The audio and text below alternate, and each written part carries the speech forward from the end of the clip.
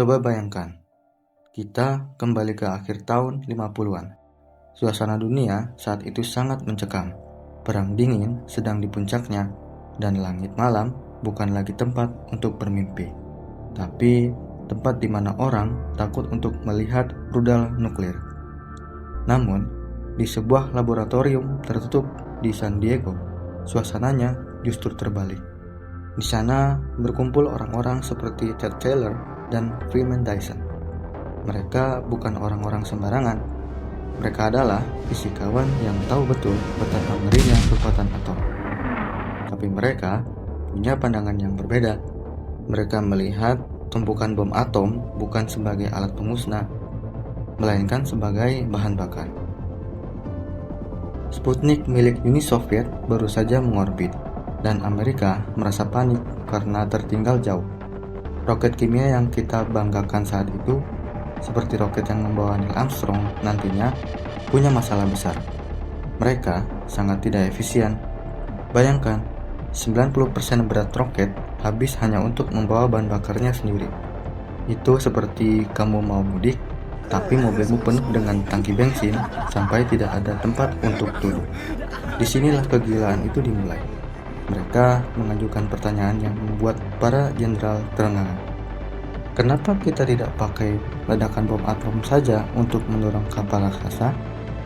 Proyek ini diberi nama sandi Orion, sebuah proyek bernilai jutaan dolar yang secara resmi didukung pemerintah. Ini bukan cuma rencana ke bulan, ini adalah rencana ke Mars dan Saturnus dalam waktu yang sangat singkat. Mari kita bedah, seberapa gila ide ini sebenarnya. Sebagai orang yang biasa berkutat dengan logika coding, saya selalu kagum dengan cara fisikawan Orion melakukan optimasi. Mereka melihat roket kimia tradisional itu seperti legasi kode yang sudah tidak bisa dipatch lagi. Mereka butuh arsitektur yang benar-benar baru.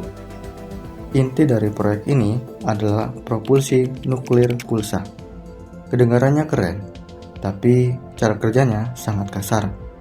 Bayangkan, sebuah kapal ruang angkasa dengan ukuran masif, di bagian paling bawah ada sebuah piringan baja raksasa setebal beberapa puluh cm yang disebut pusher plate.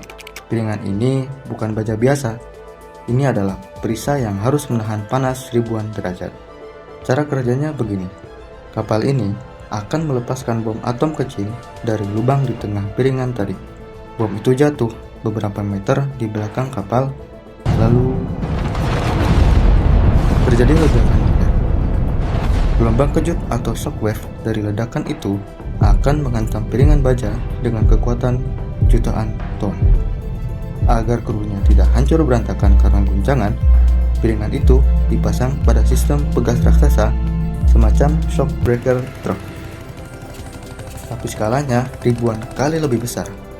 Sistem ini akan menyerap energi ledakan dan mengubahnya menjadi dorongan maju yang halus.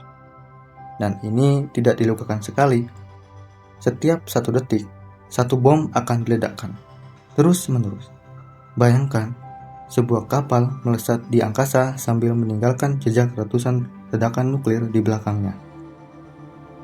Ini adalah konsep paling brutal dalam sejarah kedirgantaraan. Sebuah mesin kiamat yang dijinakkan untuk menjadi pelayan ambisi manusia. Tapi pertanyaannya, sekuat apa dorongan yang dihasilkan? Kalau kamu berpikir roket Apollo 11 yang membawa manusia ke bulan itu sudah besar, maka Super Orion akan membuat roket itu terlihat seperti mainan plastik. Para fisikawan di proyek ini tidak sedang merancang sebuah kapsul sempit untuk 3 orang. Mereka sedang merancang sebuah gedung pencakar langit yang bisa terbang. Bayangkan, sebuah struktur setinggi gedung 20 lantai dengan diameter mencapai 400 meter. Itu hampir seluas 4 kali lapangan sepak bola yang dijadikan satu. Beratnya sekitar 8 juta ton. Kapal ini dirancang dengan material yang begitu masif karena mereka tidak perlu khawatir soal berat.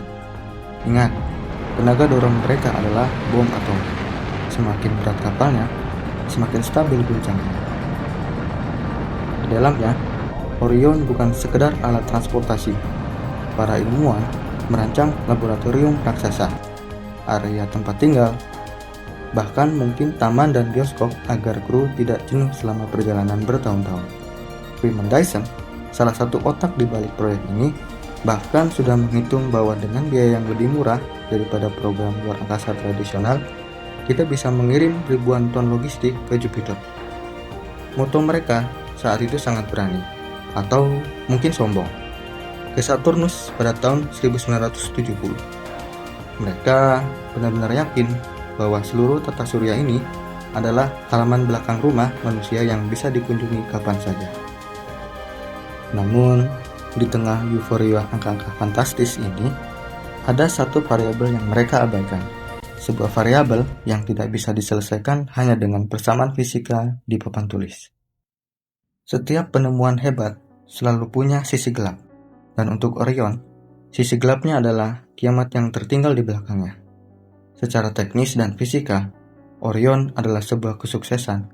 Simulasi menunjukkan kapal ini memang bisa terbang, tapi masalahnya bukan pada apakah kapal ini bisa naik ke langit, melainkan apa yang terjadi pada bumi saat kapal itu lepas landas. Ingat, setiap 1 detik, 1 bom atom meledak. Untuk mencapai orbit bumi saja, dibutuhkan ratusan ledakan nuklir di atmosfer kita. Masalah terbesarnya adalah radioactive fallout. Ledakan-ledakan ini akan menyebarkan debu radioaktif ke seluruh penjuru atmosfer, yang kemudian akan jatuh kembali ke pemukiman manusia bersama air hujan. Perhitungan kasar saat itu menunjukkan hal yang mengerikan. 1 kali peluncuran Orion bisa menyebabkan kanker bagi ribuan orang yang sama sekali tidak tahu apa-apa soal proyek ini.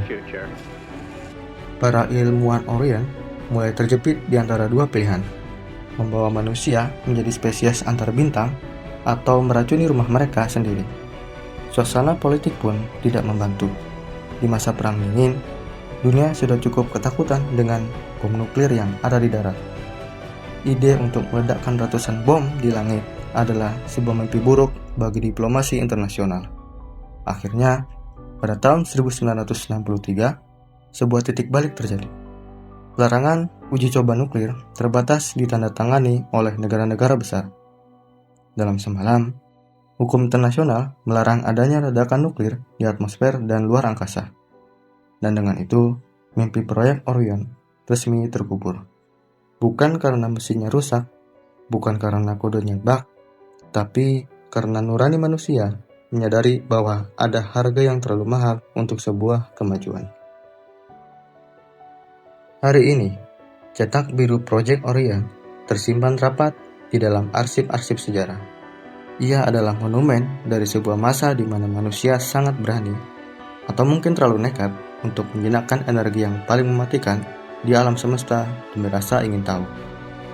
Sebagai orang yang berkutat di dunia teknologi, saya melihat Orion sebagai pengingat penting. Dalam coding, kita sering bertanya, apakah fitur ini bisa berjalan? Tapi dalam sains dan kehidupan, pertanyaan yang lebih penting adalah, apakah fitur ini seharusnya berjalan? Orion adalah bukti bahwa kecerdasan luar biasa tanpa kebijaksanaan bisa menjadi senjata makan tuan. Mungkin suatu hari nanti, jika kita sudah mampu membangun kapal di orbit bulan atau Mars, di mana tidak ada atmosfer yang bisa diracuni, konsep propulsi nuklir ini akan lahir kembali. Mungkin itu adalah satu-satunya cara kita bisa benar-benar meninggalkan tata surya dan pergi ke sistem bintang lain. Orion mungkin tidak pernah terbang di tahun 60-an, tapi ide dasarnya tetap menjadi hantu yang menghuni setiap impian kita tentang perjalanan antar bintang. Proyek ini gagal, tapi kegagalannya memberikan kita pelajaran tentang batasan, tentang bagaimana kita harus menghargai planet kecil tempat kita berpijak. Sebelum kita mencoba melompat ke planet lain, pertanyaannya, apakah kita harus menghidupkan kembali raksasa atom ini di masa depan? Tulis pendapat kalian di bawah.